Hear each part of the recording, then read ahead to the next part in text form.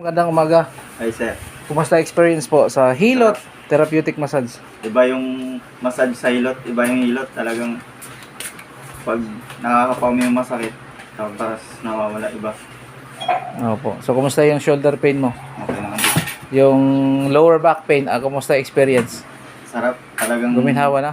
Oo, nakakuha mo talaga yung gusto mong baon na baon yung ano. Yung naramdaman mo? Oo. Oo. Kasi minsan pag gusto mong ipadiin yung part na yun, hindi nila Oo, nadidiin.